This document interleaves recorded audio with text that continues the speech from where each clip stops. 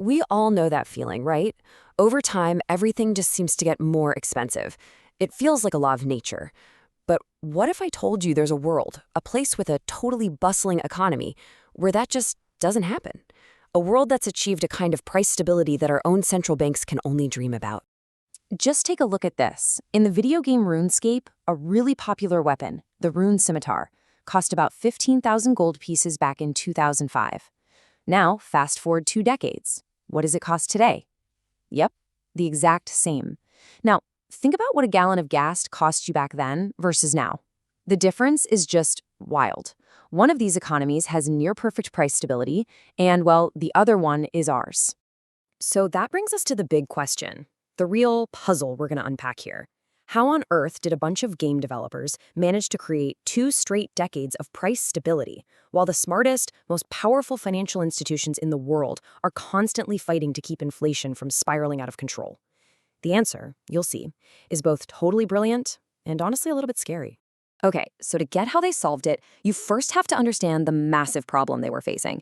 See, RuneScape's economy is literally designed to create money out of thin air, all the time. It has to, right? That's what you reward players. But that constant printing creates a huge looming threat of hyperinflation. A huge part of this is a magic spell called high-level alchemy. It lets any player, literally anyone, take an item and, poof, turn it into brand new gold coins. So what does that mean?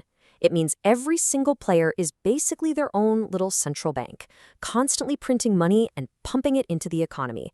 And that, my friends, is a textbook recipe for disaster. So to stop the whole economy from just collapsing under the weight of all this new cash, the developers needed a counterbalance. They needed something like a vacuum cleaner, designed to just suck that excess money out of the system for good.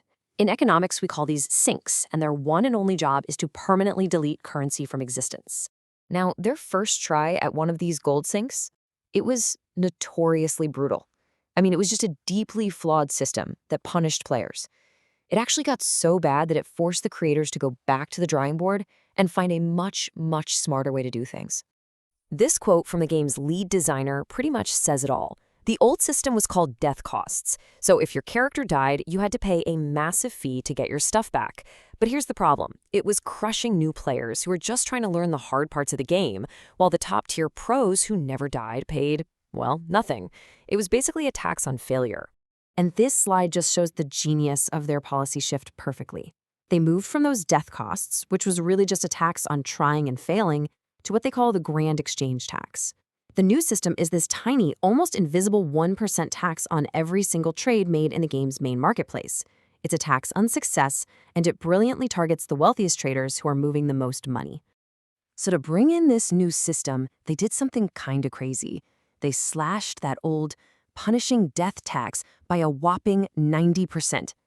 Now, you'd think that gutting your main anti-inflation tool like that would just cause prices to explode, right? But this new, smarter tax was actually designed to pull even more money out of the game. There was just one huge, totally unexpected problem. The very people this tax was designed to hit the most, the super rich traders moving billions of gold, they literally could not use the marketplace. The system was just physically broken for them, which of course threatened to make the entire brilliant new tax policy completely worthless. And the reason why is, honestly, it's kind of bonkers. For 20 years, this number, about 2.1 billion, was the absolute maximum amount of anything the game's code could handle in a single stack. It's called a 32-bit integer limit. The rarest items in the game had become so valuable that their price went beyond this hard-coded limit of reality. The game's economy had literally outgrown its own programming. So what did they do?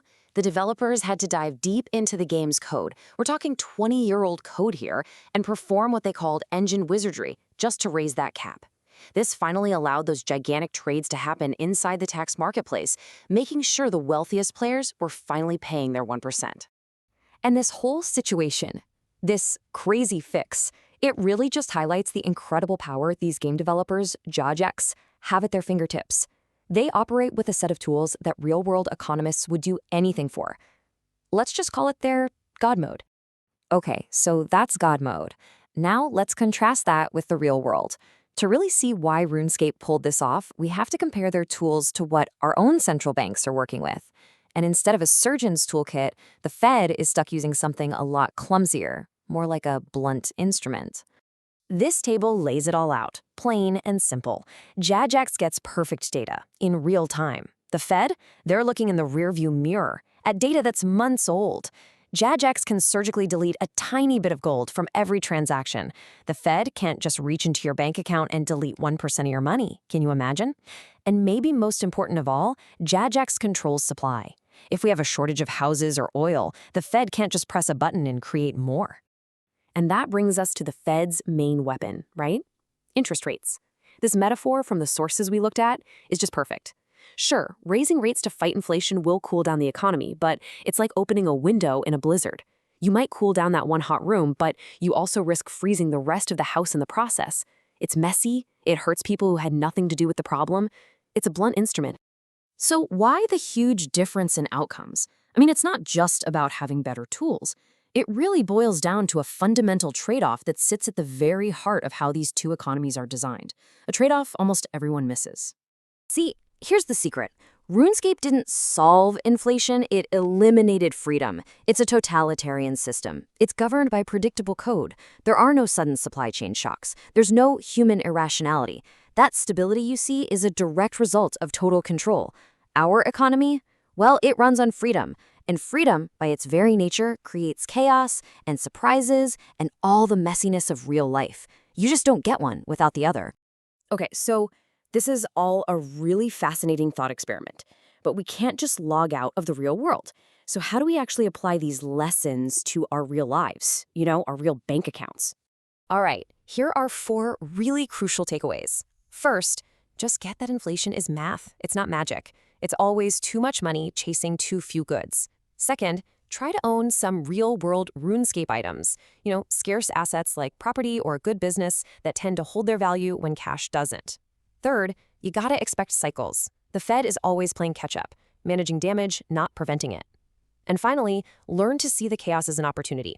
Because unlike in Runescape, perfect stability in our world is just an illusion. Which leaves us with one last big question to chew on.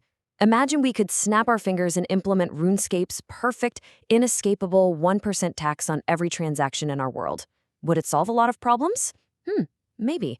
But what freedoms, what pieces of that chaotic, unpredictable world would we have to give up to live under that kind of perfect control? That's the real price of stability.